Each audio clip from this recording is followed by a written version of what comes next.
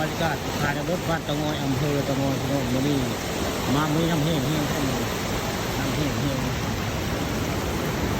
ภาพบรรยากาศตอนเช้าอากาศหนาวเนี่ยอำเภอเตางอยมานี่อากาศหนาวเย็นพี่น้องน้ำพุ่งไก่แห้งได้เนี่ยเดี๋ยวเบิ่งก็เป็นตาตึกเฮเท่โมงเบิ่งแล้วนี่คือเป็นภาพบริเวณ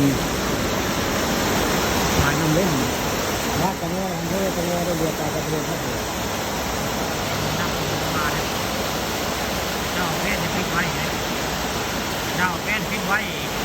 โม่ข้ากับพ่อได้ก็ทำที่หักแล้วก็เป็นเก็บไว้ในข้างในเจ้าลูกชาติเป็นคือนับที่เองเลยมันจะมีสองโทษได้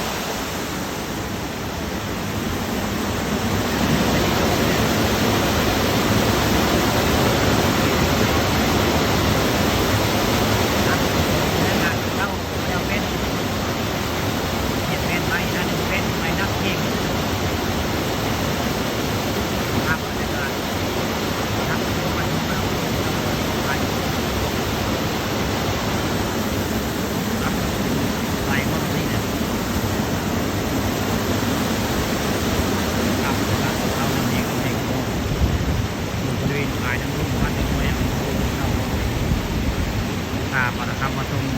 วันนี้มาวันนี้หนาวพี่น้องของเพื่อนต้องว่าหนาวเนี่ยวันนี้วันพุธเนี่ยวันพุธตลาดนัดบริเวณพญาตะงอยบ้านตะงอยในอากาศหนาวเลยผู้ค้าปลาคำผสมอยู่บ้านใกล้ในร้านบ้านใกล้ๆกับพญาตะงอยเนี่ยบ้านความบริการได้มาประจำมาวันพุธมาประจำในตลาดนัดวันพุธตะงอยมาประจำเลยแต่วันนี้มาภาพบรรยากาศน้ำแห้งบริเวณขายน้ำรถมาให้ผมมาชมก่อนนะนี่เป็นภาพบรรยากาศตอนเช้า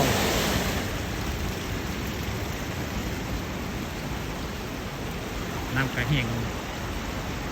แนวเป็นตาตึ้งเหพี่น้องคือในตึ้งเหเป็น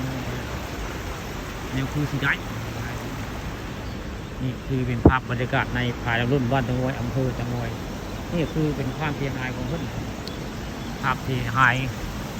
ของภายน้ำล้นเนื่องจากน้ำลายเนาะงานนำมาน้ำสีดาได้พี่น้องบริเวณน้ำสีดาได้บริเวณน้ำคุณจังหวัดซึ่งก็คู่พักแห้งเนี่ยพี่น้องผมถ้าว่าซ่อมแซมนี่คาดว่าปีชีมานี่ยันขาดมันยุยังมือเรือยุบเบิกเร็ว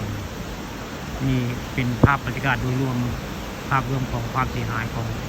ภายน้ำล้นบ้านตะงอยอำเภอเตางอย